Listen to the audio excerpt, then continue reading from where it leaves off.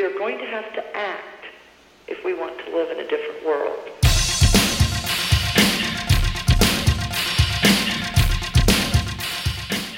Welcome to Edgecast episode 15. I'm Victor Von Zoom, your host on this anniversary of the Edgecast, and with me is Garam. The second most popular person on this show. And the first most popular person, Tyler Durden. Yeah, as all we know, Yeah. self-improvement is masturbation. Swade couldn't join us as he is on vacation, so we wish him happy tidings and Merry Yule and Happy Hanukkah and whatever other dumb gay shit people say. He is ironically celebrating Christmas in one of the least Christmassy places on the continent. Yeah, drinking in the Mojave almost makes you wish for a nuclear winter, doesn't it? Indeed.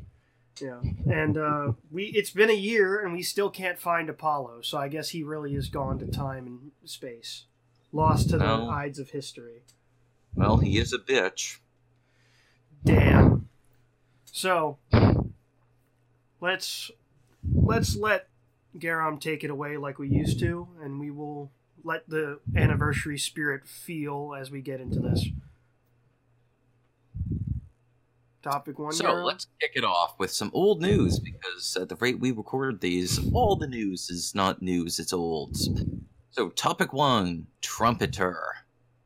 I swear to God, at this point Trump has taken over Twitter, because the reaction to him retweeting the Britain First videos was absolutely fucking staggering.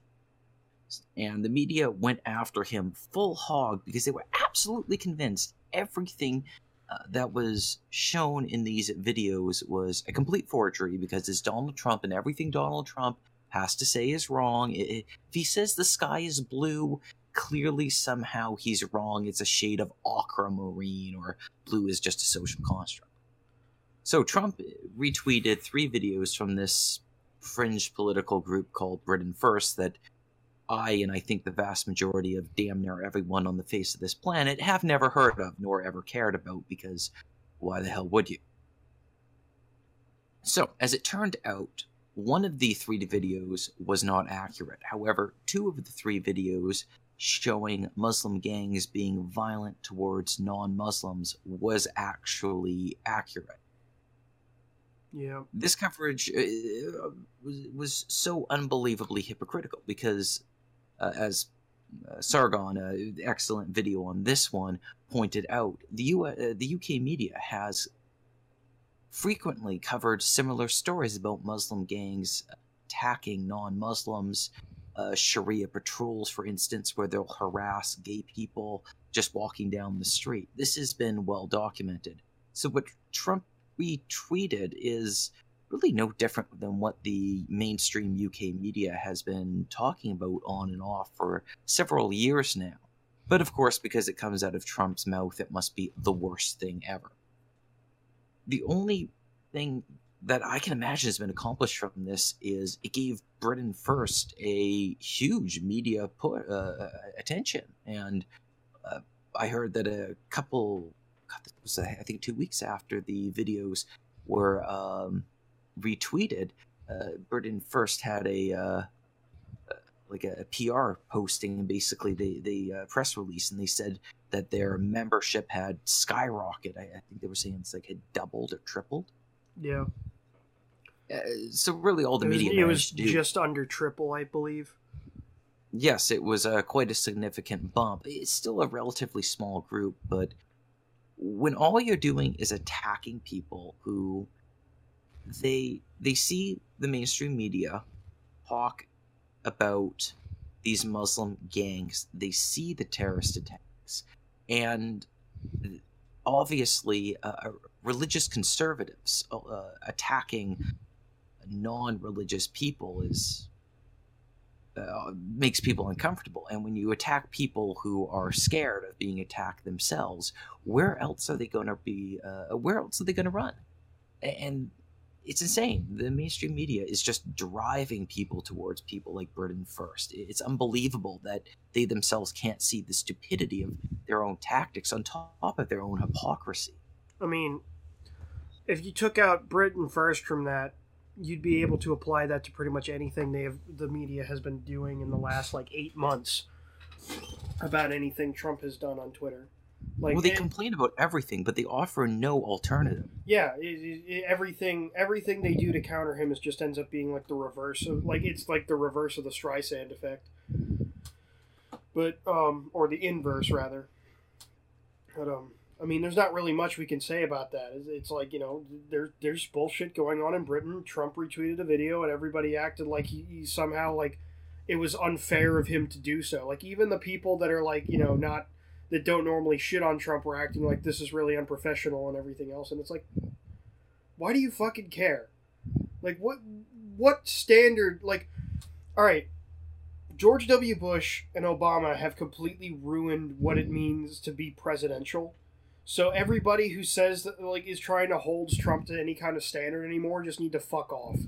Like, I'm not saying that the man can do no wrong. There's plenty of stuff that I'm unhappy with him about. But it's like, you're not going to address that. You're not going to genuinely address that, because even Obama when it's... in particularly turned the office of the President of the United States of America into a reality TV show. Yeah. The man was a press hound. Whore. The word you're looking for is whore. Whore, whatever you want to put it. He loved getting in front of the camera. He loved heading out and having burgers with the average person. And it's just so interesting that the entirety of the media corps was invited along with him. He knew the man was a community organizer. He knows how to work a crowd. And so does Trump. Trump, yes, works the crowd in a different way. However, the moral Rubicon got crossed a long time ago. Heck, it might have... I can't remember much before George Bush. I was just a little kid. But I'd be very curious to look back at earlier presidents like, say, Nixon or Reagan and ask some serious questions about whether they were acting in an executive role as President of the United States of America, or whether even at that point it had become little more than a publicity role. I don't think it really became a publicity thing until around the time of George Bush Sr. Maybe Reagan. I would like to quote some of my most favorite politicians. Winston Churchill, he once said, politics is just acting for ugly people, and I think the people have forgotten that they have to act like politicians. Yeah. And at least for some point, Trump understands how to act, and that is basically what he's doing, and he knows how to act in front of people who actually hate him. He's the kind of person who's very well aware of dealing with people who have a great antipathy against him. And that makes him so strong and powerful against those idiots in general. Yeah, I mean, like, it's like this is what we're dealing with now, is that we have Trump, who, like, basically can do no wrong because when his smallest mistakes are magnified to ridiculous proportions, you can't take any of it seriously, especially in comparison. Like, oh no, Kofivi, oh no, 2 scoops of ice cream. And as compared to Obama, who killed like an entire soccer game worth of children on accident with a drone strike once, or twice, or maybe a few dozen times. And if the complaint that the media had taken was that this was, and if they had focused on just this behavior is unprofessional, shouldn't be engaging it, but if they had taken that road, it would have been an effective criticism, and they decided not to do it. They did the exact opposite, and they tried to attack him on whether what he posted was true or not true. They chose to attack him on the worst footing they could have chosen. If they had attacked him on this is not presidential behavior, I would be agreeing with them right now.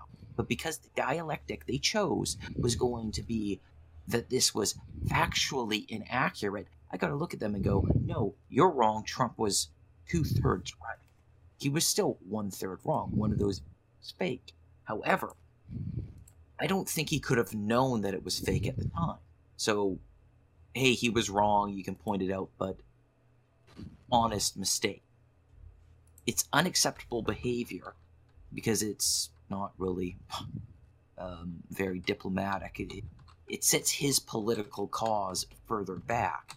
But the media came in and completely negated his own screw-up. It was unbelievable. Absolutely unbelievable. He should be thanking the media for how they cast this one. They gave him, like, such a great Christmas present with that. Yep. But you wanna move on from this? Tyler, do you want to choose the next topic? Oh no, I give you the lead for the whole podcast. No. I just put my opinion onto it. Oh, you might as well. You might as well just continue in order then. Jerusalem. How much? Emphasis There's not on the Jew. oh God, Jerusalem. Garam, this joke sucks. I know, they all suck. Garam, invest in a sense of humor, please. God. Canadians can have a sense of humor because they have to be nice. That's basically what they're forced by Trudeau. Well, it's not nice to joke about the Jews. And in this case, it's not even funny. It was God damn it, Garam, Jews are an infinite goldmine of humor, and you found like one of the only jokes that doesn't work. Yeah, they're an infinite goldmine of humor because they have all the money because they're Jews. He did it again, Tyler! Jokes. He did it a fucking again! Do we just want to actually get to the topic, or are we gonna suffer? Yeah, through just say it. I'm already coughing up blood here. All right, just. Garam, your prank level just over 6 million right now. The German has better Jew jokes than you, Garam. How do you feel? I feel nothing. Is maple syrup a feeling? Because I feel a maple syrup. Yeah. Is mayonnaise an instrument? It is now. All right, so I bet you, like, a month before that this one hit the news, if you ask the average American, what's the capital of Israel? They would have told you Jerusalem. Because I bet you most Americans couldn't name another city in Israel.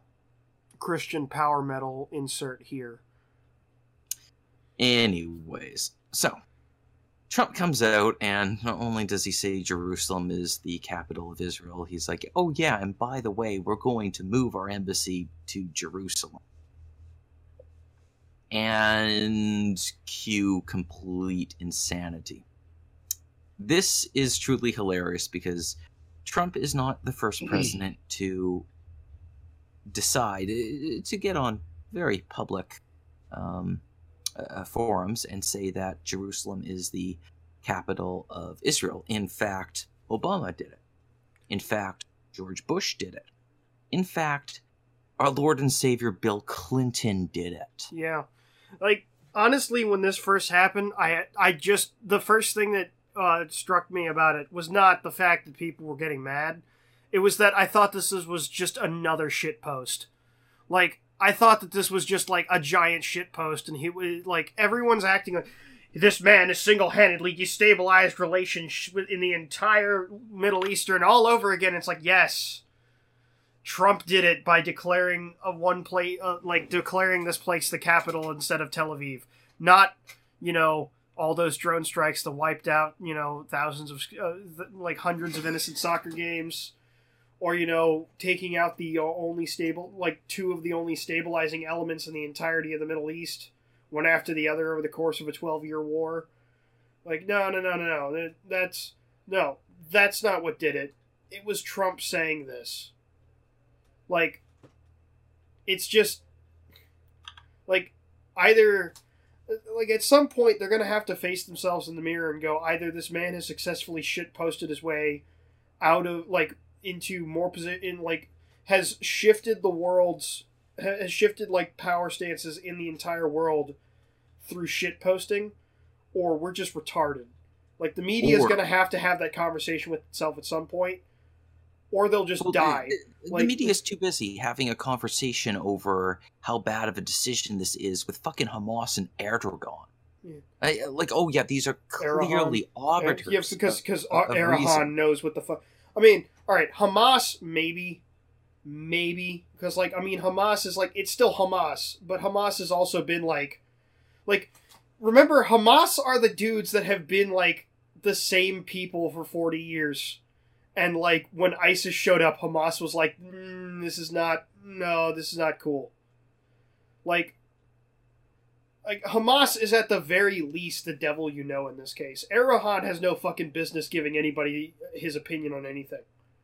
Yeah, Erdogan's just okay, seriously. Just please say Erdogan, because every time you say Erdogan, I either think that you're Dutch like Griffiths, or I think that he's Joe Rogan's gay retarded radical older brother Ed Rogan. I could call him Aragon. Oh fuck. Where's the badly written furry fan fiction in the fucking Blue Dragon? Wait, I thought that was a Lord of the Rings thing. No, that Aragorn is... Aragorn. Oh my god. Every time with this shit. One of these days I'm gonna badly recite Star Wars lore and make you mad. Who's the nerd now, Zoom? Who's the nerd now? It's still me, you idiot! Move on! I will stick with Erdogan. Fuck you. Okay, Erdogan or dumbass. I just say Erdogan because that's apparently the Turkish pronunciation. But I just love how, on this one, it's freaking... Okay, so the dude in Turkey, which has done exactly what you're scared Trump is going to do, which is destroy freedom of speech and freedom of press. Yet you're going to listen to that guy and his expert sage-like advice on what the capital of Israel should be. Yes. By your standards, by what you have called Trump for doing, he's literally Hitler. The man... His own standards. You're going to listen to him on this one? But maybe you want to choose...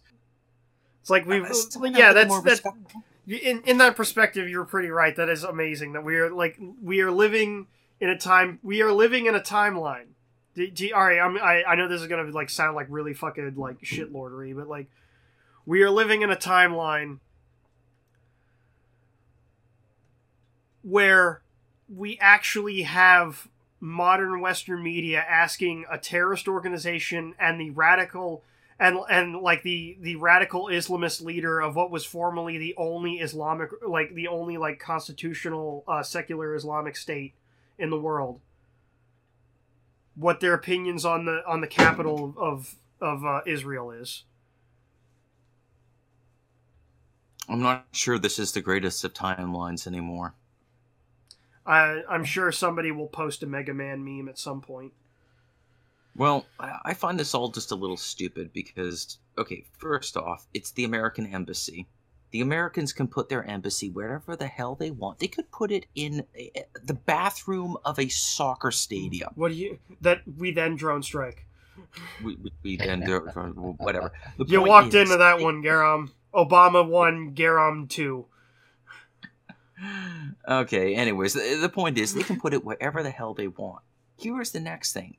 Now, whether you like recognizing Jerusalem as the capital of Israel or not, guess where the Israeli parliament is? Jerusalem. So why would you want to put your embassy further away from the politicians that you're supposed to be working with than absolutely necessary? It's actually a smart logistical move.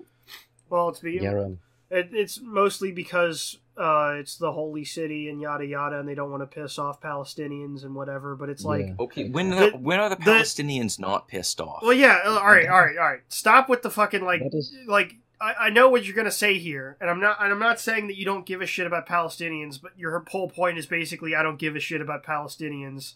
Their opinions don't matter. And here's the thing: someone's gonna hold. I don't agree with that. Talk. Right. Zoom. Yes. I just wouldn't say the feelings of the Palestinians. I would just say we have to take care of the Muslim feelings in general. Yeah, in general. But I mean, what is going on? I don't know. I guess. That is the outcry. That is the outcry of the media, basically.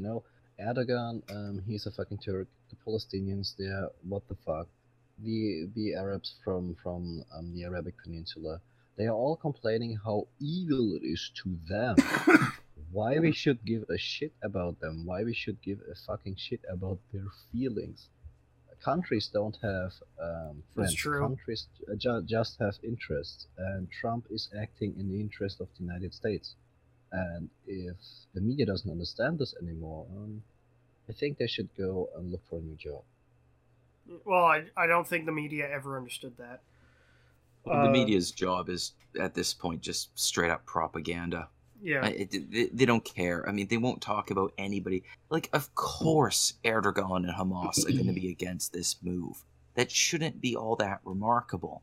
And there's been little, if not any, analysis on whether or not this is, for American interests, a good move. They haven't even talked about why the hell do you think Trump wants to do this?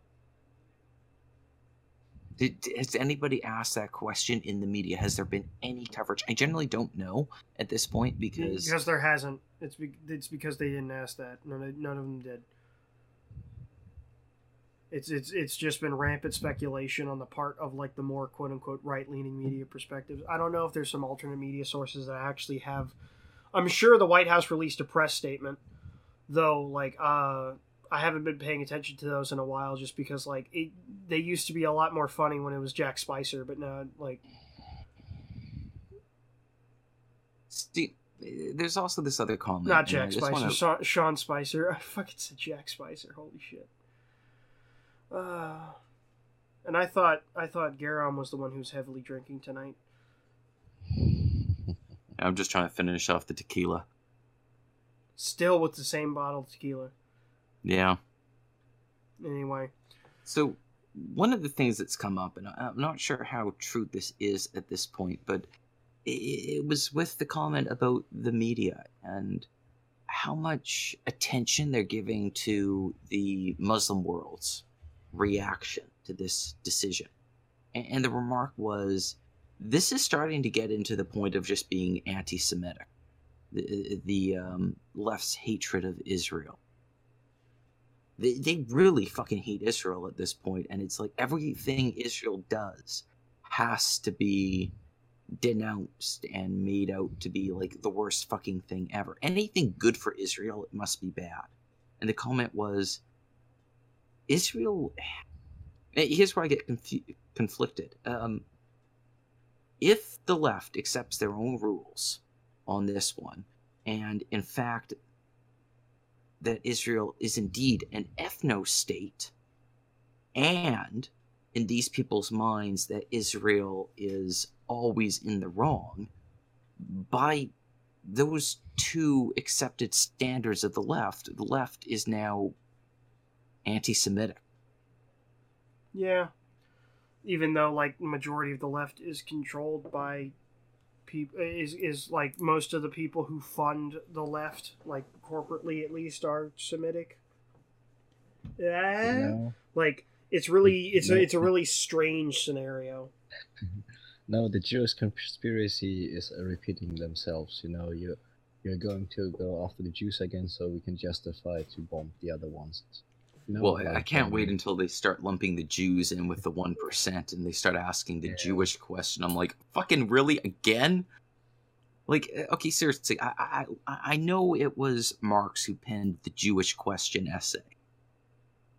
He literally asked the Jewish question. Marx's response to the Jewish question was, I believe his exact words were, the emancipation of the Jews from Europe is not the emancipation of the Jews from Europe, is the emancipation of Europe from the Jews. Like, Marx was a total anti-Semite. Yep. So was Lenin.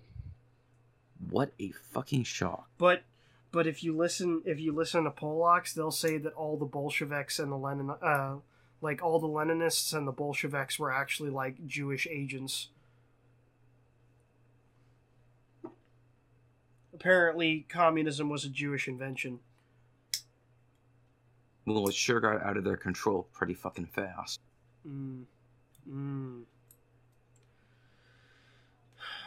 So, unless we get into Munchausen syndrome, do you want to move on to the next topic? I don't want to talk about Munchausen syndrome. Yeah, let's just talk about Al Franken and the terrible joke you made here again. Ah, yes, you mean Al Frankenstein. Garam, you're being sentenced to another, 6 drone strikes in the soccer field. Okay, so this just feels like such old news now. So Al Franken is now out. May I interrupt? Yes. Can we just call you the Edgy Leaf? Edgy Leaf. Yeah, the Edgy Maple Leaf. There's an Edgy Sphinx, now there's an Edgy Leaf. Radical alt-centrism. Radical alt-nihilism. No, fuck you. Kill everybody. The God Emperor knows his own. What? The God Emperor's Nietzsche. I don't know.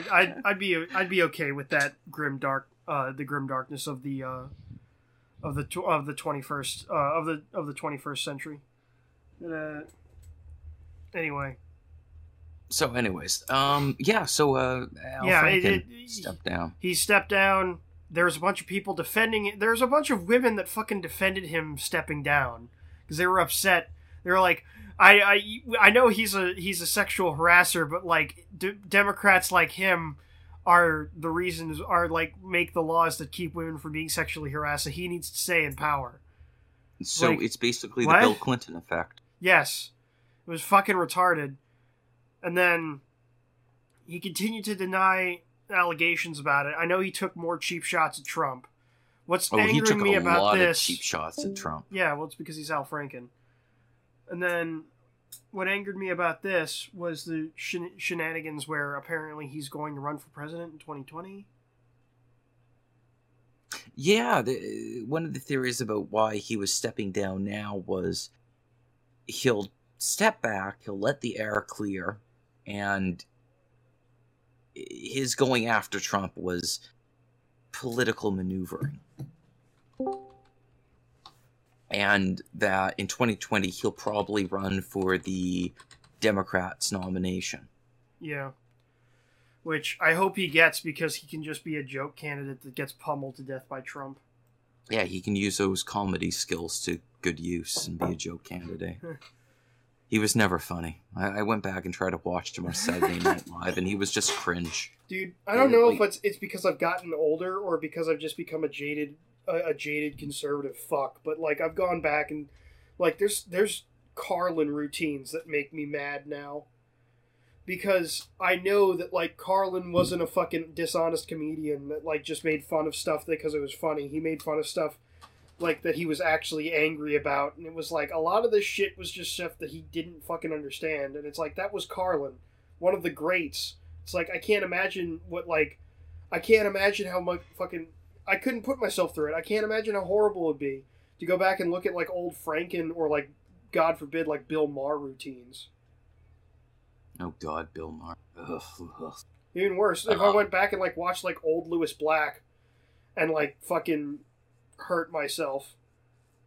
I used to like left-leaning comedians. Shit.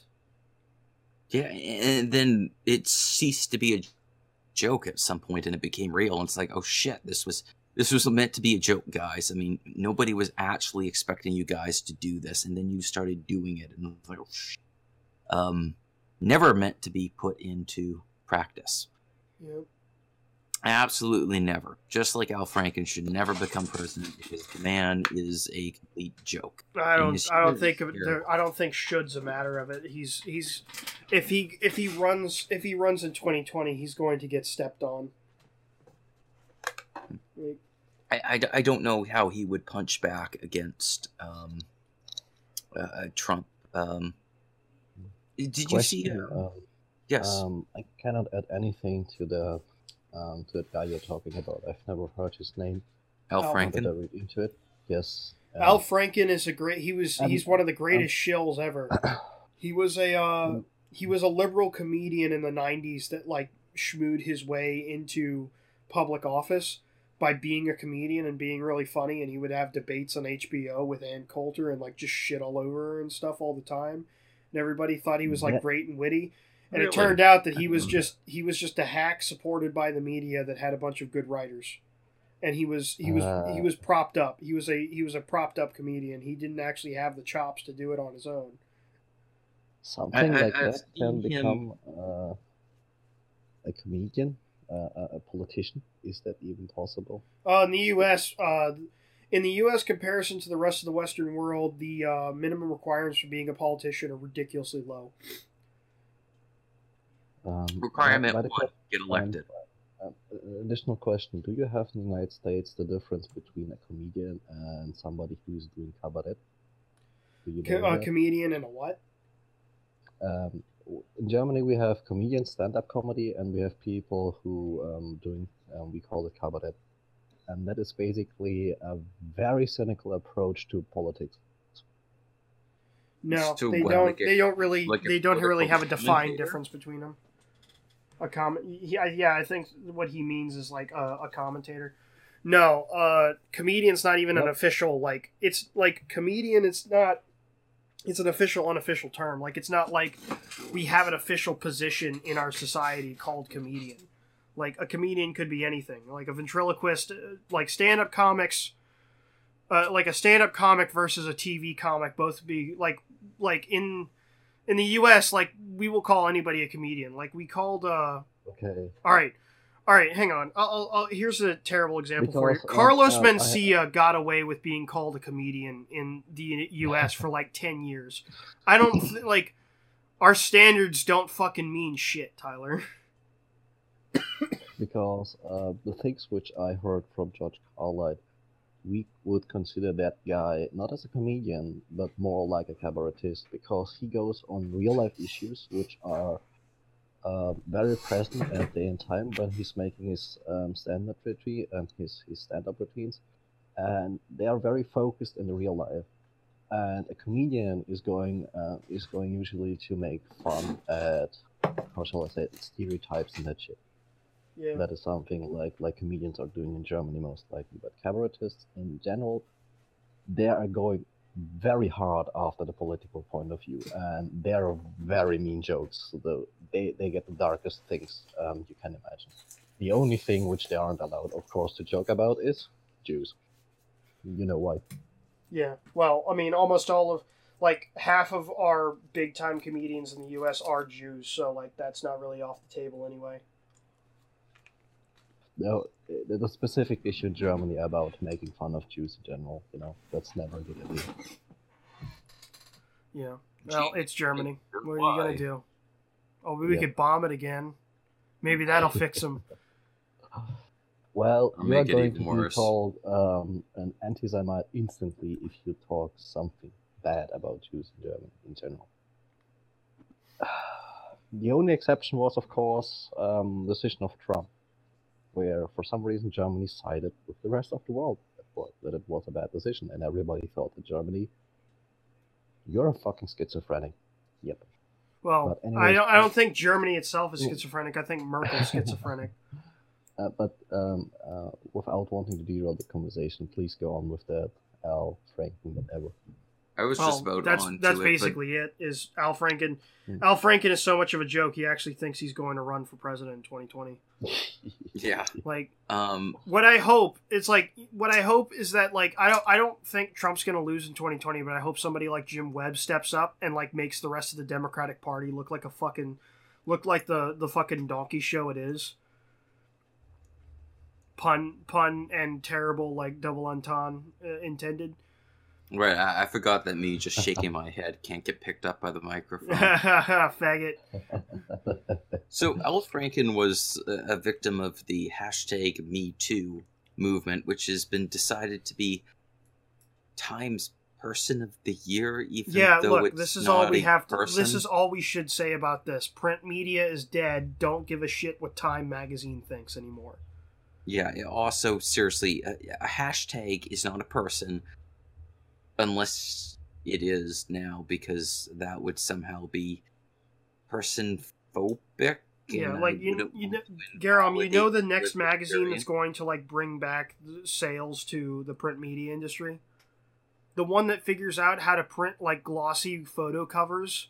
It's gonna be when National Geographic figures out how to like maintain quality while printing on quilted northern. I'll pretend like I know what that means. It's a toilet So- paper brand. God damn it! We don't have that brand up here because that would just be quilted toilet paper. It would just be called quilted. We can't go any farther north. Anyways, Wait, so what is it like in the U.S. and other southern places? It's called quilted northern. In Canada, it's just called like the lumberjacks like shirt. I've never quilted and it's actually northern. seen that brand. Whatever. Look, We just call it soft toilet. that would have been a paper. fucking sick joke out of context, but we have systematically fucking killed it. You're right, I am doing a good job Yeah. too, and this isn't on the topic list, but did you see Kirsten Gillibrand totally throw Hillary Clinton under the bus? No, I didn't actually. Tell me about this.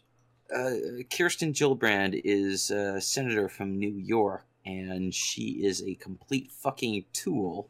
And Louis Laval, a YouTuber, did a rant about her, and he called her a political chameleon because, funny enough, he used to work for her office back in the day.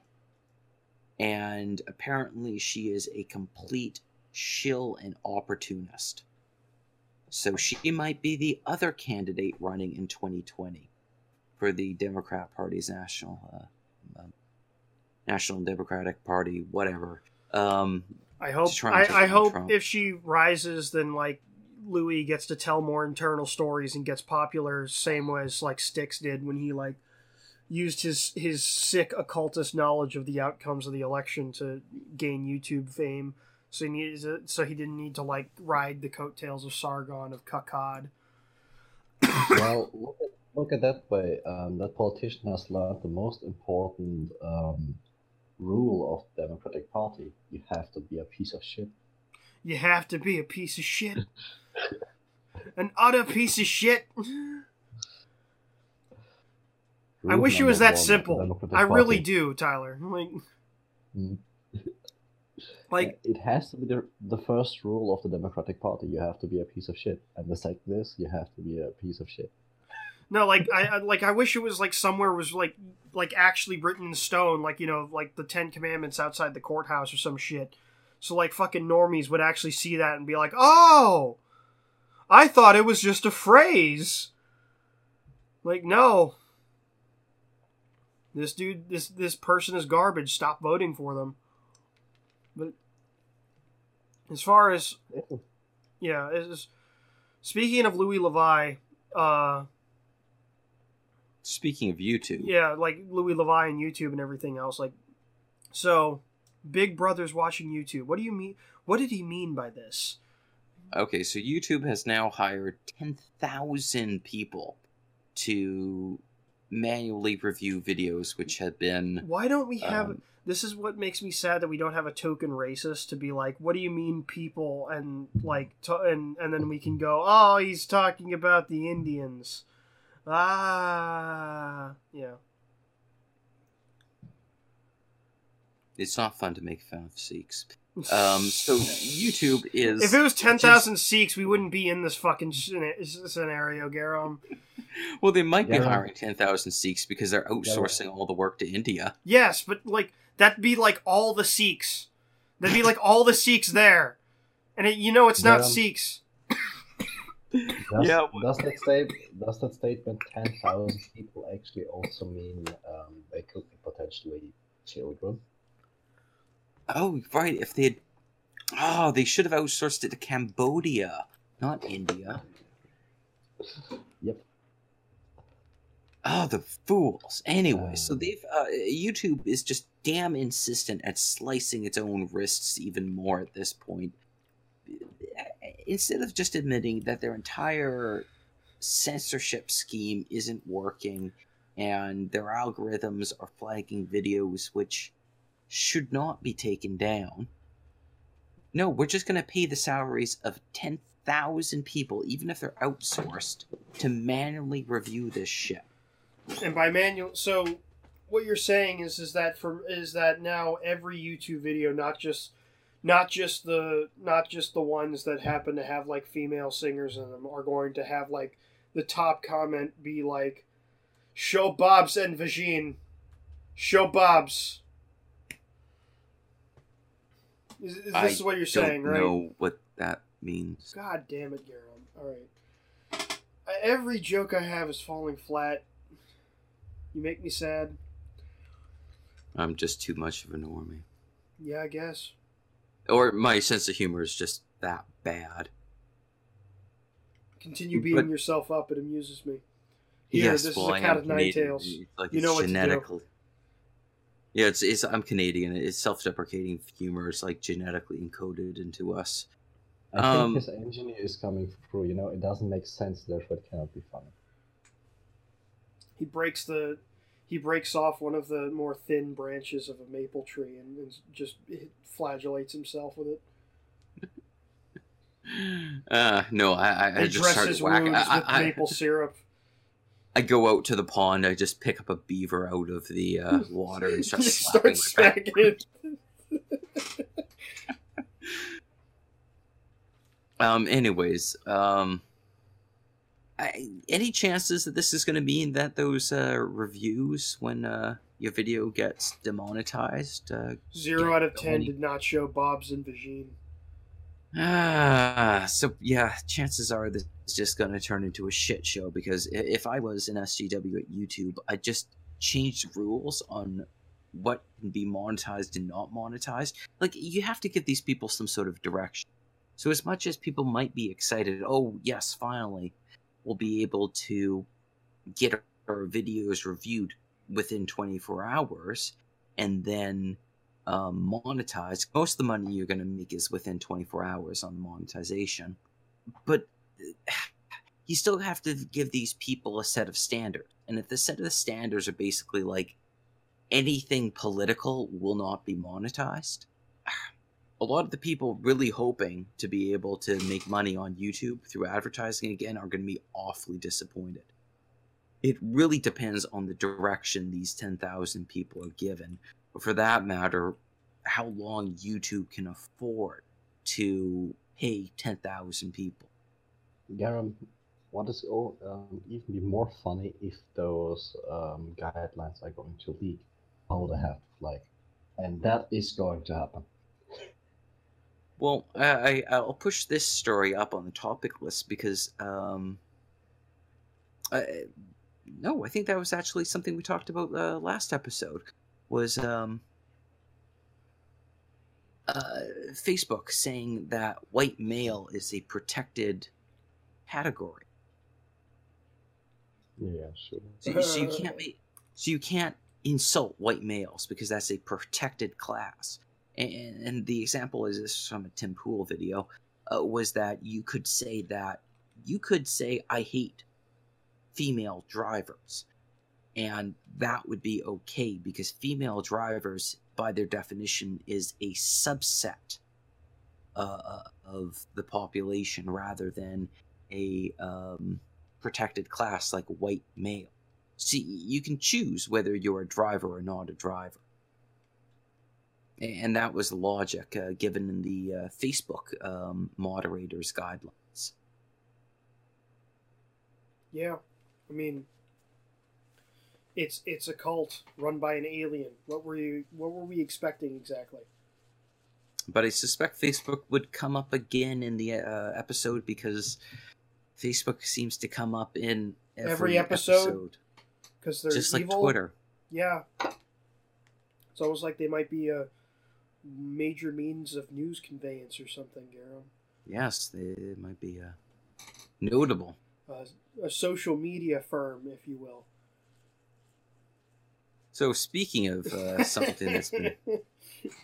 I got no segue for this one, so I might as well just let's just talk about universities. They're all yes, terrible. Wilfrid Laurier University. So the Lindsay Shepherd case is now wrapped up with the conclusion of the independent investigator And lo and behold, the investigator comes back and says, Lindsay Shepherd didn't do nothing. Oh, man. No, all right. You fucked that up. It should have been Lindsay Shepherd did nothing wrong. And this is her favorite university on the Citadel. Yeah. I guess. Okay. That was terrible. So, Adolf Shepherd. For the 5 Savior people of the galaxy. So for the 5 people in this world, and listeners, if you somehow didn't hear the finale of this story, after Lindsay Shepherd went to the news with her undercover secret, dubious morally obtained, but whatever, very important, recording, the university launched an independent investigation into the nature of the complaints lodged against Lindsay Shepherd. This independent investigation determined several important details. The first, there was no record of a complaint being made. There was no documentation of any complaint lodged against Lindsay Shepherd at all. None. No paperwork. Yet she was hauled into this apparent discipline tribunal without any documentation on what she was being taken up on. Yeah. No, leaked recordings from her were pretty fucking horrible too. Oh yeah, it's crazy. And I bet if they weren't leaked though, she would have never been exonerated. She would have been done. She would have been done for the rest of her life. Now, specifically in those recordings, the person, the head of the equity and diversity, whatever, Gestapo, Cheka organization, when she said, how many people accused me, he said 1 or more. The independent investigator determined there was, in fact, no complaint lodged against Lindsay Shepherd. He lied. I mean, duh. They're... Yes. But just think about that. It's just like he lied. So the investigation continued. So you can imagine if you're the independent investigator, you can find no documentation of a complaint being lodged against this professor. You're going to get curious about, then how did they find out? Well, it turns out the complaint, in quotations in this case, was lodged from the Rainbow Coalition, which is their LGBT, insert a bunch of random letters, coalition on campus. And they had heard through the grapevine what had happened. So we arrested somebody on hearsay. Exactly. Unbelievable what's come out from this independent investigation, that she was effectively taken up on a thought crime. Yeah, well, I mean, we all know the knew this, circumstances around it, which is like, I honestly don't know what would have been worse though, if they did have records of this or they didn't. Well, what it basically it vindicates something I know that Jordan Peterson was trying to say, which he was trying to say that these organizations on campus, like the Rainbow Coalition and these diversity and equity inclusion boards, were operating like political officers. They weren't actually paying attention to whether the content being provided was even offensive. They were paying more attention to whether the content being provided to the students agreed with their politics or not. Yeah, so and then Canada, they were forming a 5th column and running kangaroo courts, so and they were running, administration and disciplinary actions inside administrations. Yes, and in the United States with Title IX, there's certainly been a wealth of evidence provided. I think about the University of Texas case, where Title IX has been used as a kangaroo court to attack people with baseless allegations. This is the first documented case of this occurring in Canada, though I suspect this has been going on for just as long. Yeah, although did Title IX have anything to do with Evergreen, where they started doing the no whites allowed shit? Well, that is the next topic on the list. The Evergreen State College now has a no whites allowed section in their student newspaper, which technically would violate Title IX, because being the color of your skin, whether it's black, yellow, hell, it could be purple, is considered a protected class. So, a university Didn't we newspaper. just say that? Like, didn't we just like espouse our despite like for Facebook being a cult run by an alien? Could we not talk about purple skinned people? I have to interrupt. What means protected class? I don't know the term. It's not a term. That's exactly the point. Protected class doesn't fucking exist. It's a pejorative. It's bullshit. It's essentially it's a term. Yeah, it's a legal term, or it's a paralegal term functionally, because it's like, so children, it's situational and circumstantial, and it's like it's a legal. It's only a paralegal term because if it was a legal term, it'd have to be applied to something actively all the time, and there's not really something that's on the books as a protected class in the U.S., even though that like women are essentially a protected class. Children are a protected class. And like nobody would really class is any characteristic of an individual in which you cannot discriminate against them on the basis of. Yeah. So they have positive discrimination in their favor by the law. Like women are a protected class in that regard. Children are a protected class. Police are a protected class. Like police are considered like basically super citizens. Like they have more rights and privileges than other citizens. So basically, the standard laws of the country don't apply to you if you're a protected class. Situationally, some of them don't, and in some cases, you get different outcomes for the same crimes. You get different outcomes for the same you get different outcomes if you're the victim of the same crime. You get there's different treatments and procedures to go through with law enforcement and taxation and other stuff. Like that's why like the most obvious ones are police and children. Though women are also obviously a protected class, but it's considered debatable because if you say outright women are a protected class, half the population disagrees with you and tries to give you shit about it. Indians would be considered Native Aboriginal, like First Nations peoples, Native Americans, whatever you want to call, whatever they would call themselves in this case. You get in certain circumstances. A protected class gets special treatment. Yeah, like you were just saying earlier, like Jews would be considered and this would be like this is the kind of statement that would be like incredibly fucking like divisive and like like inflaming, but it's true. It's like Jews would be considered a protected class in Germany because you can't make jokes about them, like you said. And it's like that's not like we're saying, oh man, the Jews. So it's like you can't make jokes about the Jews in Germany. It's part of their hate speech laws. Like, yeah, but in this case, it's a protected class also is characteristics which you can't discriminate against somebody on. So in this case, saying that somebody cannot write a column in a state-funded university's newspaper,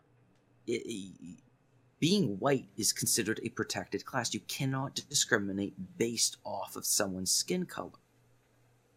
So technically speaking, under U.S. law, my understanding of U.S. law, not a law guy, but what this university newspaper is engaging in is technically a Title IX violation. So funny how Title IX's been used to attack so many people who are white, yet, or at least for their political views. But this is a case where Evergreen should be absolutely taken up. Title IX violations. They take federal funding, my understanding again, and they are now funding an organization, the newspaper, which is engaging in discriminatory actions. And Title IX says that the federal government cannot fund organizations which are engaging in discrimination against, and the list is very long, but I'm pretty sure the list includes the color of people's skin. Yeah. But like textbook Title IX violation. Yeah. But somebody should really just sue them in that university. Well, the issue is that the people who have the kind of money to fight out that court battle are the kind of people that are either behind this or don't give a fuck. Like, Or there's a lot of injustices something that like could that. be solved by the right people having the time and money to have a lawyer sue somebody. Or the right people who would fight something like that already don't go to Evergreen, because why would you? You already know it's institutionally bigoted. Yeah, Why but I mean, the like, hell would you want to go to Evergreen if is you just the don't- one that's like being more open about it. Like, the majority of colleges are bigoted like that. Sadly so. It certainly does seem that way now that bigotry has become the norm. Well, And a lot of people, they're just tuning out. And that's the other big institution that's having a lot of trouble as they go further and further to the far left political spectrum, which is the mainstream news. And they've been claiming for a while now that the ratings have never been better, but there's it seems like a growing body of evidence that they've been lying about how many views and how popular they actually are. This was just a video taken from Tim Pool. I'll have to find the articles relating to it, but did find one article relating to it. I'll get to it, but apparently a bunch of mainstream media companies have been caught buying views. yep. So this is the practice of, I think everyone's gone to these... I'm amazed they just usually now got caught doing that, because I'm pretty sure they've been doing this for years. They've probably been doing it for years, but everyone is, I'm sure, familiar with those censorious headlines. The articles at the bottom of an article. And if you click them, what'll happen is like 25 biggest, most amazing random Photoshop pictures ever. And each picture will get its own page. So you'll have to click through, and that will count as 25 views to that particular web page. That web page sells its views to other companies. So, for instance, CNN could buy the views of this external website. So apparently, again, I'll dredge up the articles because I'm kind of amazed by this one, is that the mainstream media has been buying views in order to basically pad its stats, suggesting that if they actually looked at the real number of visitors to their sites, it's going down probably. Yep. Well, Which is pretty bad. If this information comes out publicly, that they posted, imagine from the advertiser's perspective, they say, we want to run 10,000 ads for 10,000 eyeballs on your website. And the website comes back and goes, oh yeah, we sold those 10,000, we serviced 10,000 views. And it turns out, no, you didn't serve 10,000 views. You served, 75,000 or basically 5,000. You served half what you were supposed to, but you bought ads from a third-party website that didn't contain our ads. yeah, and then We paid for 10,000 ads. You gave us 5. You owe us 5,000 ads. That could be quite the row between these media companies and the advertisers if the advertisers got wise and realized they were being scammed.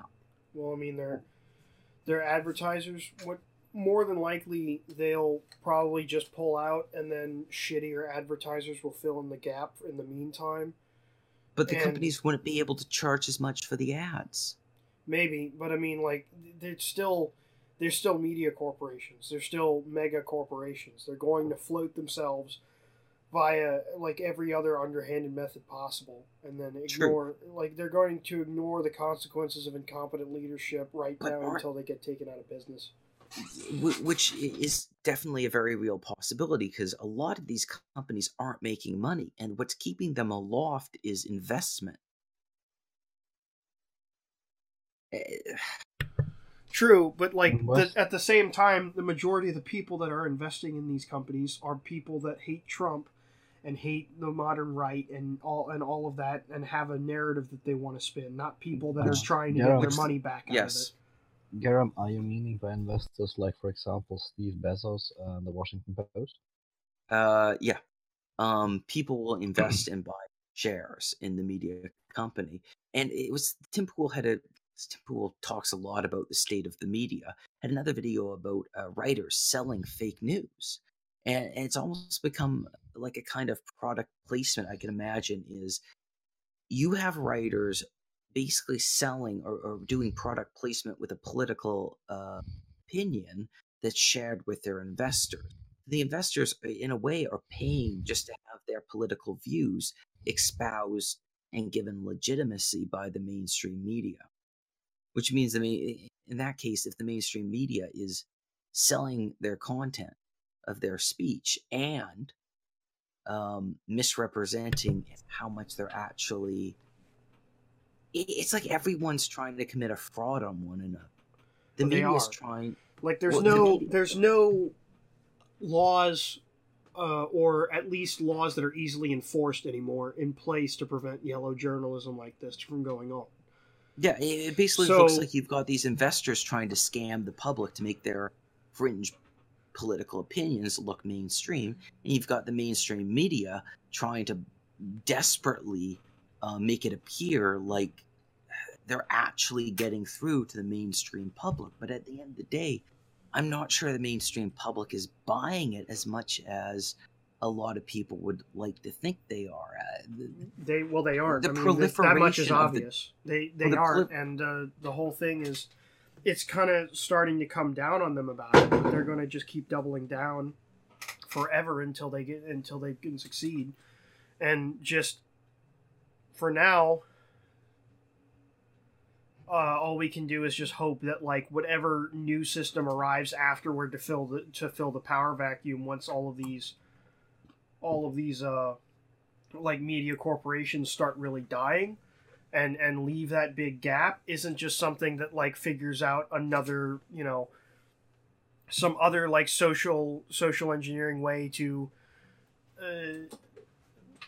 manipulate everybody's views on everything and manipulate the whole situation. Kind of And like then- Facebook has been trying to do for a while now. Yeah, even though like they ditched their fake news shit, but like the thing is that somebody's going to find a trick at some point and they'll use it to push their goals. And then people like George Soros or whoever will probably just dump more money into that method once it proves effective enough on a level that like they hear about it. And then that'll just be that until somebody breaks through from it. Like, just people en masse right now are too fucking dumb. That, like, because it's like, we can say, like, the average person is still average intelligence and everything else, and the silent majority, and Trump did actually get elected over Hillary and yada yada. But at the end of the day, shit like the new Star Wars movies still sell. So we shouldn't have that much fucking faith in our fellow man. Well, shit, like have you seen that's the all Rotten it Tomatoes takes. Have you seen the Rotten Tomatoes for the? Social engineering. Like 50%. I'll talk with Swade about that because he and my brother have gone on rants about that before. But look, that's all it takes is that point. At this point, is that you need all they need to do is take something that is really, really popular in the entertainment sphere and then put political messages in it that actually translate well to the lowest common denominator of its audience. Well, and it suddenly sounds like you the have lowest common denominator is not entirely amused with the politics of the last Star Wars movie. Maybe, but at the same time, all the Marvel movies are still selling like crazy. They're certainly not as bad as it sounds like this last movie has been. Well, I have that's neither here nor there. The Marvel movies are trying to avoid that SJW bullshit like the plague, let's be honest. Unlike the comics division. Yes, the comics are utterly disgusting, but the guy who's running the Marvel Studios doesn't understand what the fans of Marvel actually want. At least Well, the younger all he's got to do generation. is look over at the other division of the company get annihilated, and it's like, how would I don't get overly political in these movies? People come to these movies, they turn off their brains and escape from the real world. It's the last place you want to be putting a real world political message into. If it was a think piece movie, yes, great place to put your political message into, but big dumb summer or like Christmas season action extravaganza, not a place for politics. I don't know, man. They find ways to sneak stuff in all the time. They do, and I understand that's inevitable, but you try and focus on the pew pew and vroom vroom as much as possible, and less of the, well, we should have learnt this after the Phantom Menace's opening monologue of international trade law and political intrigue. Nobody wants that in their fucking Star Wars. Maybe. I'm pretty sure. Do we even want to mention Rosie O'Donnell? Yes, we. Do we have to, Gareth? Do we really have to? Other than Rosie O'Donnell was what I wrote down as the pun for this one. But joke. Man, she literally broke the law verbatim, and people are defending her even after people tried to talk her fucking down, and she just doubled down and doubled down. It's like, no, I'm gonna break the law. And like, you can't just offer a politician $2 million to vote a particular. Again, for probably go back. So Rosie O'Donnell on Twitter openly offered people, senators, congressmen, whatever, $2 million if they would vote against the Trump tax bill. And of course, she went on a bit of a tirade, and I know one person in particular, but I believe there was a second, tried to talk her down and basically say, I know you're joking, but I think you've taken this too far, kind of a thing. And she doubled down and said, no, I'm serious. $2 million if you vote against it. According to U.S. federal law, that's attempted bribery. Yep. Verbatim. Like, yeah, she literally broke the law and should be prosecuted.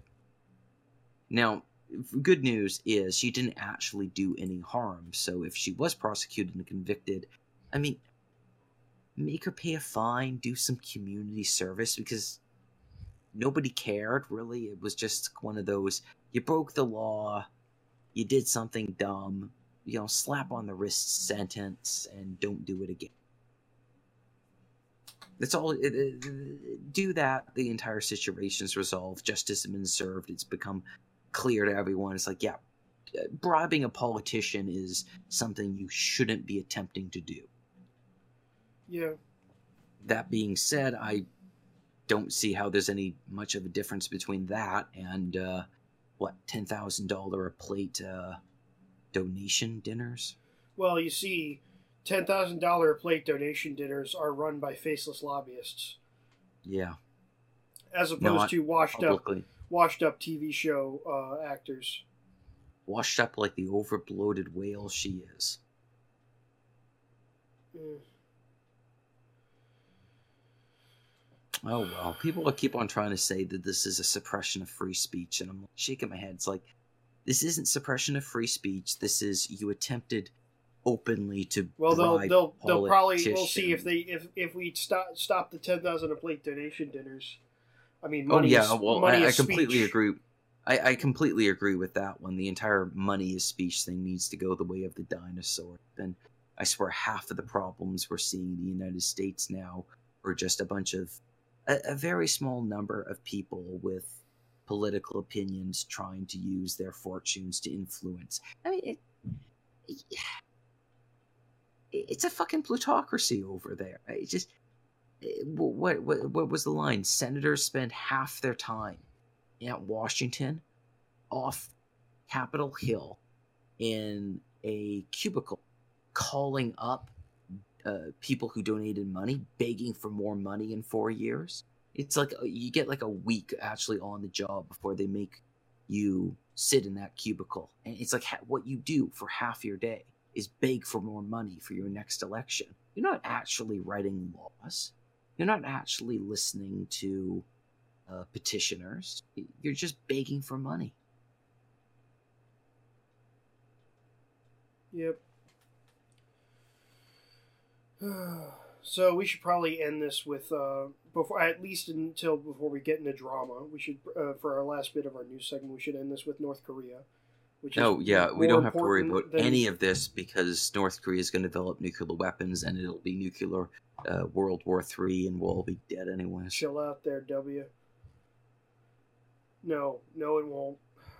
Nice try, media. So the media misreported about a North Korean missile. Apparently, the missile could hit anywhere in the U.S., which is wrong.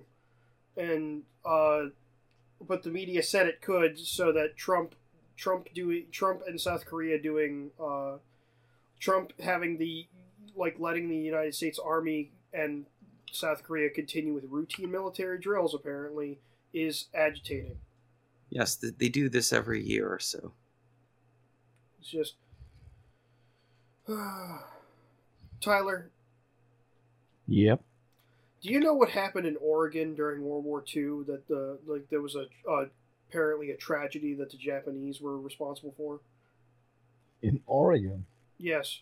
You know about the balloon bombs? No. Oh. Well, the Japanese during World War II sent bombs on hot air balloons across the Pacific to bomb the U.S. Supposed to hit, civilian targets and everything and demoralize us. They all missed major population centers, and the only one that landed was sent for Portland, and it missed, and it hit some random community outside Portland and blew up a single house. That's basically what North Korea's missiles would do.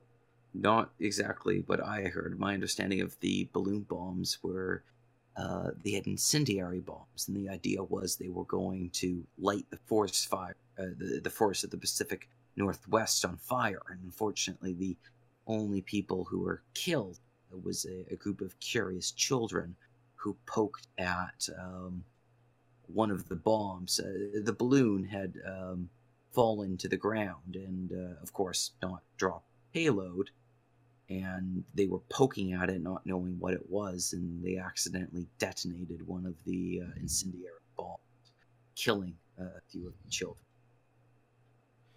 Well, I guess I need to reread that, but I remember what I had heard, what it was or not heard, but rather had read, was that it was it was aimed at major population centers, and it ended up being one house in a suburb outside of a major city got hit.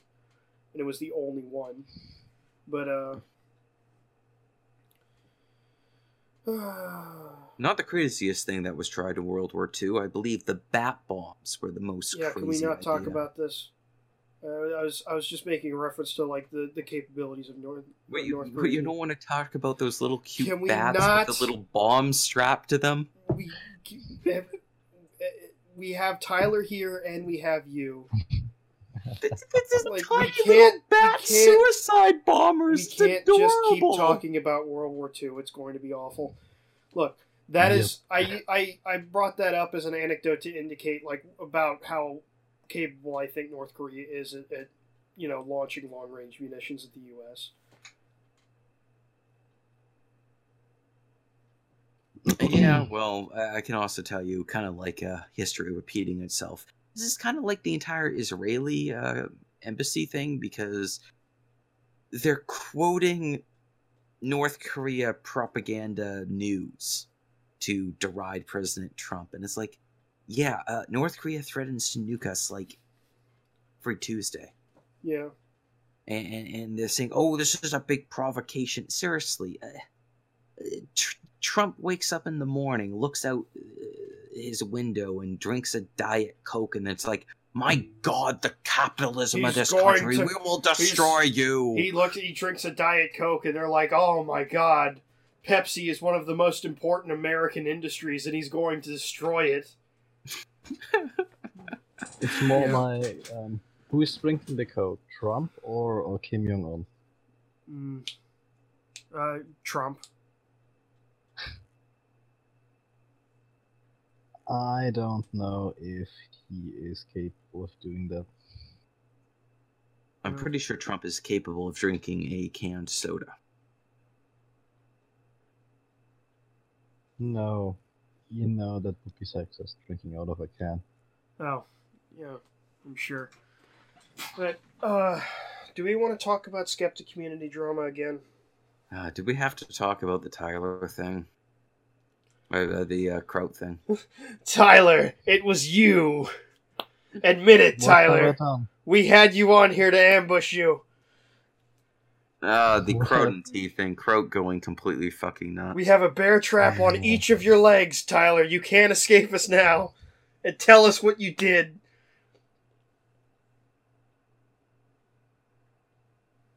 What did I do? I observed it until everything got out. That is what I have done. Yep. So Same here. That was also hilarious that Kraut had no idea who I was and just made me the gaming moderator on his Discord for like several weeks. And I stayed out of voice chats and just kind of watched it too. And it was terrible because I immediately got into a fight about Warhammer 40k lore with like one of his other mods, and his other mod friends on the moderation team like got together and demodded me over that several fucking weeks later. But Kraut went too far. Way too far. Yeah. Well, I don't know. We'll see, because this is still kind of a developing thing. I mean, like the I wouldn't say it is over, to be honest. Yeah. Like you have shitheads like Coach Red Pill saying that like that Kraut's gonna kill himself or something. Like it's like no.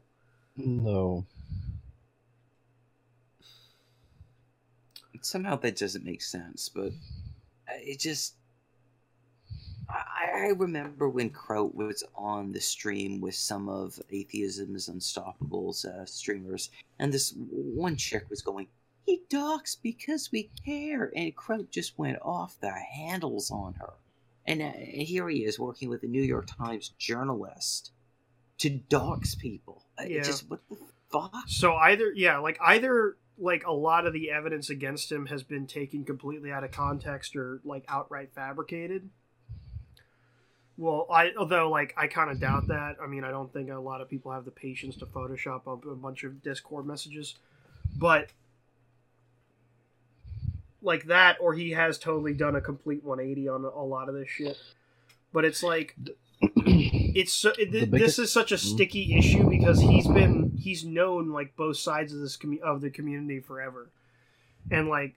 I mean, his moral event horizon, honestly, was kind of when he threw Edgy Sphinx under the bus.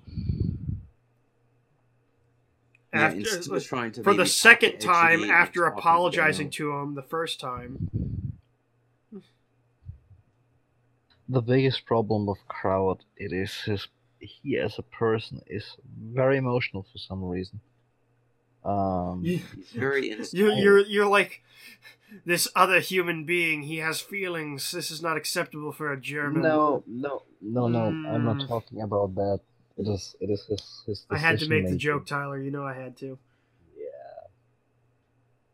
But we Germans have emotions too, but it tends to be like, let's kill them all, and we must conquer Europe. Those are our emotions, basically. Now, when you have the most interesting thing, for example, was my surprise was how fast he made your mob, and we had that conversation on private messages on Discord that he acted out very emotionally, and something about the alt-right triggered him so hard. I would I think it is? No, I would even go so far to say he went full autism. Yeah. Well, you know what I think it is? This all started with Rage After Storm. I think it's because Rage After Storm is like his like fucking Bizarro World is like a Bizarro World version of him. It's like it's like wait! I thought Rage After Storm was a Bizarro World version of Styx Hexenhammer. no. That they just look similar. Like they have nothing alike. However, Kraut is very similar to Rage After Storm. They're both like she was German Swiss British, and he's German British. They both were like raised with British schools, but also German education. Had like similar backgrounds in their old country, but like have the received pronunciation accent. They both were like they do the same kind of like pseudo intellectualism kind of shit. They both got extremely popular very fast. Like Kraut saw through a mirror. I think what happened was Kraut saw he saw himself through the dark side of the glass, and he didn't like it. And it kind of sent him off the deep end. And I mean, we have our own problems with the alt-right here, obviously, but not to the degree that we were going to be like, hey, we need to defame these people if we can't just disprove their arguments. Let's form a crack team of autists. Yeah, like we actually try to talk to Edgy rather than just throw him under the bus. Yeah, and we had said some pretty shitty shit about him before too, but like we ended up like I apologized for what I said to him at the very least, just because like a lot of that was based on information that we had received from people like Kraut, who had thrown him under the bus and not given everybody the whole picture anyway. But as far as he goes and everybody else, like it's very obvious that a lot of the people surrounding him were scumbags. And it's like, but this total takedown of the whole like quote unquote community at large that like the alt-right is doing or something. It's like, the problem here is that like the skeptic community should have never been a community in the first place. People should have recognized that it was a bunch of like, cronyism and backroom fuckery, and like they shouldn't have been collaborating on all kinds of stuff. I swear 9/10 of the community is based on genuflecting. Yeah.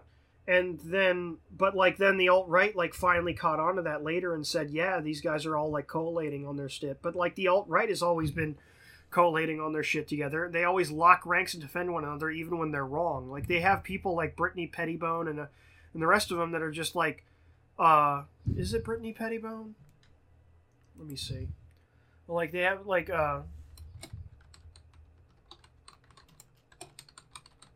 let me see that are essentially that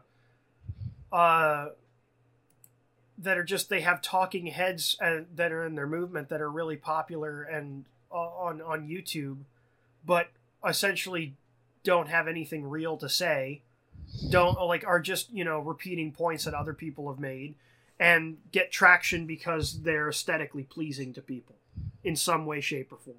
Not because like for every Braving Ruin they have like five posers, and like they don't have any interest in stopping the posers. But of course these arguments are too fucking petty. We need to fucking you kill them all and you make peace with what's left, in the words of Kraut.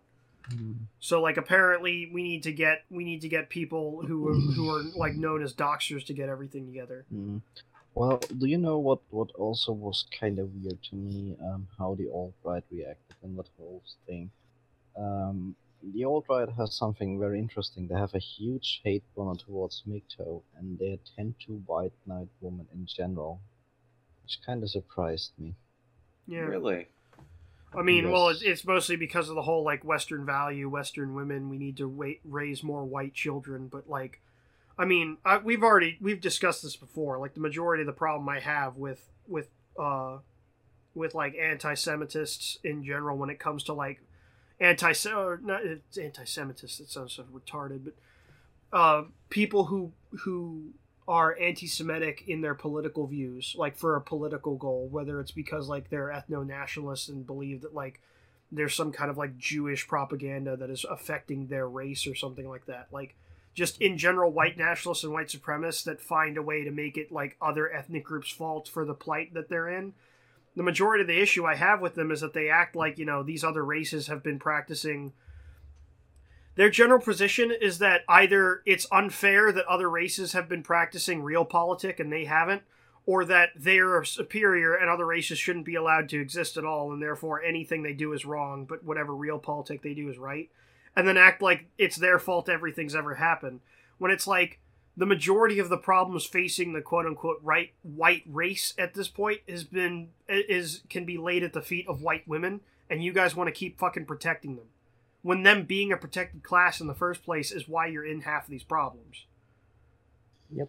Like, there's that term again. It's like, if white women weren't like the most protected class in Western society, there would be a lot less things wrong. Because, like, a lot of the homelessness, a lot of our stricken veterans, a lot of our broken homes, a lot of the problems with those are because white women don't have any consequences for negative actions, really. They get away with everything from murder to rape to theft, everything else. But, we have to protect the white women, and MGTOWs are just cucks, and we gotta stop them black people. Yep. And also, again, what you can see also right now from the alt-right, how some of them act, not the complete bunch. I just had interaction with very few people in general. They have... There's a group thing going on, which is kind of, the same thing what happened in the skeptic community, basically. The group thing is strong with those guys in general. It's very, very big. And that kind of at the very me. least, their fan base is high in groupthink. I mean, fucking. Well, like I said, I haven't interacted with the big guns from the alt-right, but yeah, that is more correct. Well, we all still have our memories of our times on like Baron's server and interacting with people like Alestrock. The other reason why I swear I'm losing hair. I talked to right-leaning Swedes once. I gave me cancer. It's just more dealing with their fucking retardation. Scandinavians, cheaper than chemotherapy. No. Yeah. But, Scandinavians are the root cause of autism. I bet. I'm fucking sick of this. I'm sick to death of Scandinavians anyway. But that's a discussion for another day about how much I hate Scandinavians. Just start calling them Scandawegians. It apparently pisses them off. Yeah, because they know that the only country in Scandinavia that's amounted to anything is actually Finland. You thought I was going to say Norway, didn't you, you cucks? Ha, ha, ha. I'm not talking to you guys. I'm talking to, like, the one listener we have. I thought it'd be Sweden because there was that one point in history they were kicking ass and taking names. Yeah, like every other culture except, like, did it more than once. Yeah. And at least a handful of times before it faded into nothingness. And at least the Finns fought off the Red Army at one point. Finland is still the main reason why Scandinavia exists. Like the entire reason why Scandinavia is like this is supposed to be such a paradise and has like the this beautiful like it's a capitalist socialism system and all this other stuff is because like partially like half of it's part of the like the Western Europe problem of they parasitically live off of NATO funding, so they don't have to pay for national defense in any real way because the US does it for them, which with foreign money, so they don't actually ever have to take it out of their own economy to do it. So then they can throw all their money to everything else and then build a society where they disdain war and act like the military is unnecessary. When it's like, no, the military is not unnecessary. You just don't have one because somebody else is defending you.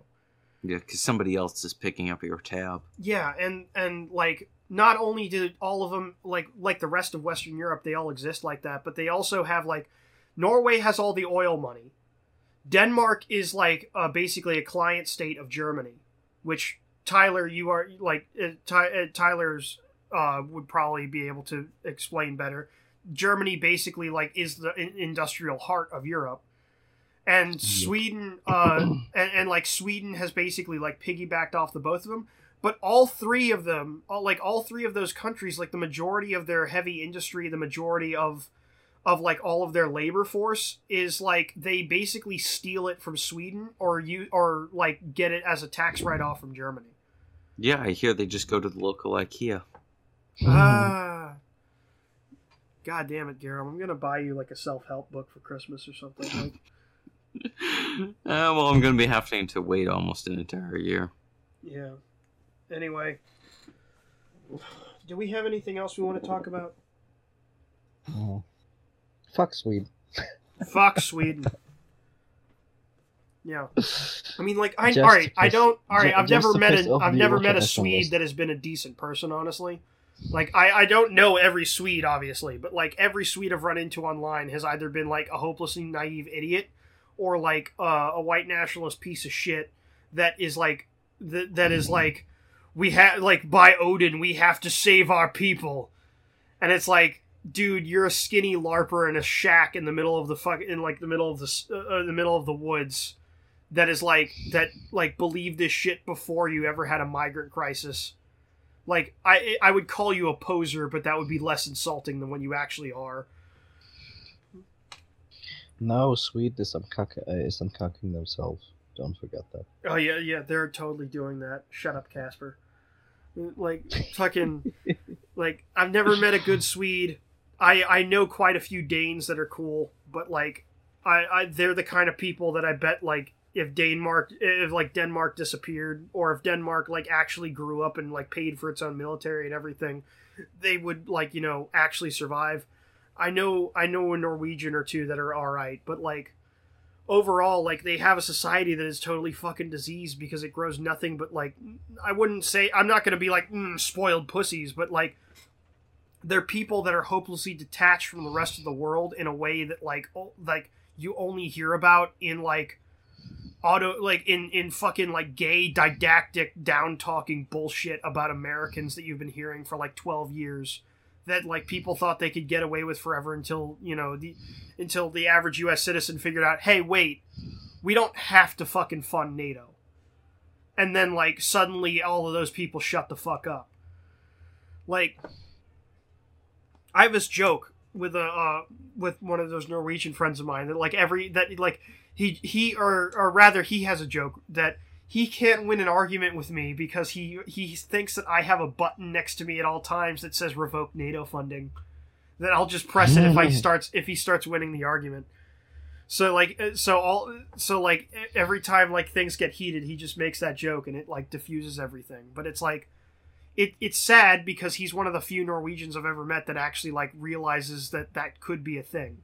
That, you know, that, like, the US and Britain and, like, all these other countries that, like, Scandinavia basically looks down their nose on has been totally dependent on for years, forever, and they still, like, you know, have a culture that treats them like they're these uncouth barbarians that don't know how to build a society because they don't have free healthcare and a housing budget and all this other dumb shit the government provides for them.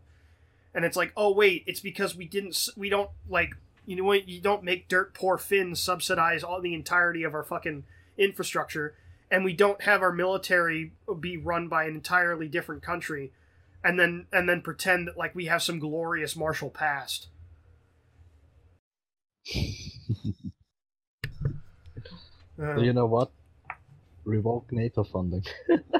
Yeah, I swear to God, Tyler, I will destroy your entire continent if you fuck with me. Yeah. As long as the Russians are a threat, NATO will still be there. You know, like the first sucker of Europe said. I don't know if he said the NATO was founded or the European Union was founded, but basically the statement was